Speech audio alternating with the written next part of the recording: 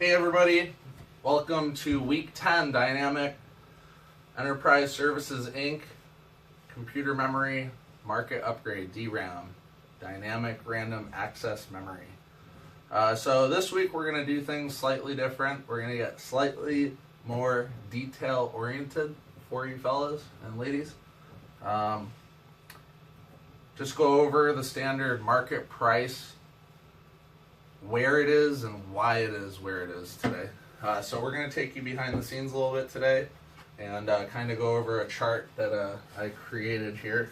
So let's see here. Excuse me.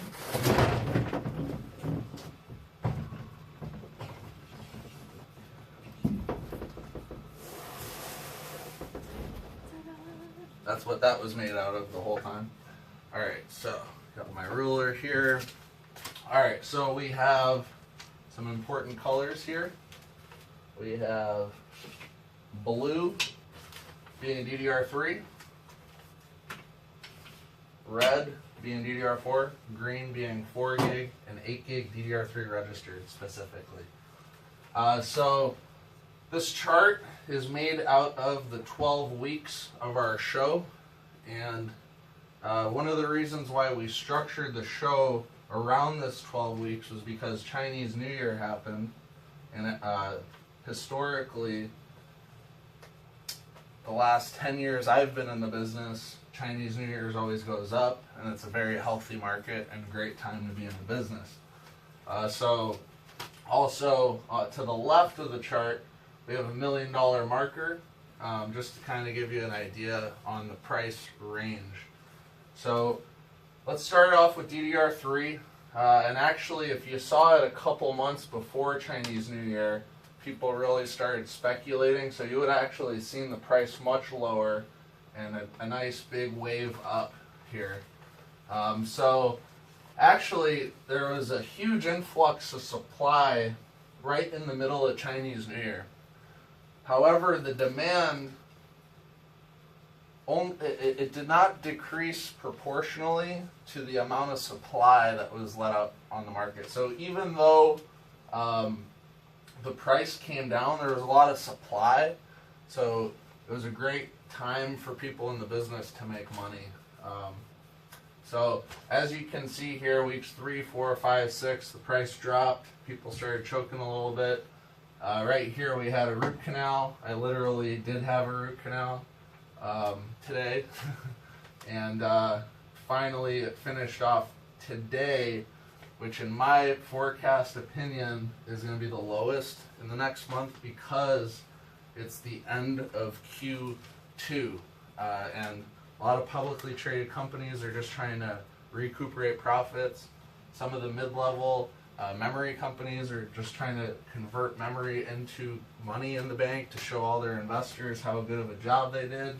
So hopefully we'll have some good news in week 11. And I actually do have some surprises. I don't want to let them out too early. I do have some news for week 11 and week 12, but I don't want to let it out too early. Next one we're going to go to is DDR4. And this one is the red line. I have it in red because it's something you need to pay attention to. We did see a 15% price increase.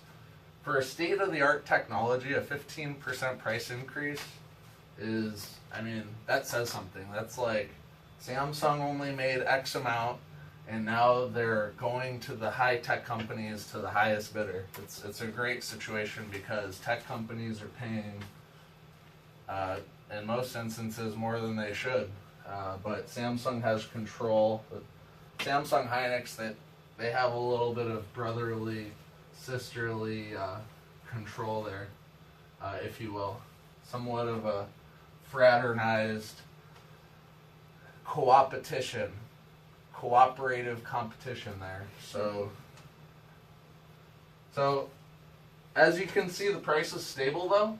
And for such a cutting-edge technology, for the price to only fall slightly, I mean, we're talking 1%, less than 1% a day, a fraction of a percent. It's slowly fizzling out, but it's actually a pretty safe bet. It's been a safe bet. I can't say what's going to happen in the future yet, but lately it's been a very safe bet. So actually with DDR4, there's other market conditions that this chart doesn't represent. So we do see a straight line on my chart, but in actuality, there's actually quite a bit of static here. So you get static within your week, depending on demand, part number, Department of Defense, government, schools, corporations. So you see static here. You see static, okay? And it could be jumping up 92, 94, 102, 109, back down to 98. So that's that. Other than DDR4, can you tell us about 4 gig and 8 gig DDR3 registered, Mariah? And DDR2? Alright, you guys. So 4 gig and 8 gigabyte DDR3 Reg ECC. As you can see, it's been a steady low, and then out of nowhere, it went through the roof, skyrocketing, making some of the most patient players the short-term wealthiest players. And as of DDR2 is concerned, I'd like to quote a long-term last memory legend: forget about it. It's dead. You have better luck putting it in a box and waiting till the price of gold goes up. And that's just the sad truth. So. Excellent, excellent. Forget about it. Forget about it. Alright, so I want to close this off here. As you can see, there was a lot of movement from week 1 to week 10. Some companies actually charge for this kind of data, so we're willing to share it with you for free. Kind of try to earn your business, or at least your trust, and just show you that we're on top of our game. Now we already have news going into week 11 and week 12, but I want to save it so that you have to watch next week's show. And week 12 is going to be a big week for us. I have a very big surprise for you guys. I think you're really going to like it.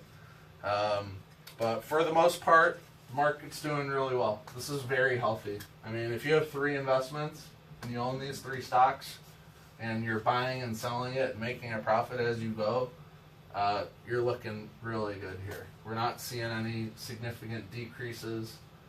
So, I mean, maybe long term, 2.5 months is long term, but short term, I mean, if you're buying it at the right price, you're not losing too much money, unlike DDR2. I mean, if we had a DDR2 chart here, I mean, talk about, one of these, and that's what you don't want to see, so. Anyways, so thanks for watching our show, and appreciate your business. Hope all is well, and we'll catch you week 11 and week 12, all right? Thank you.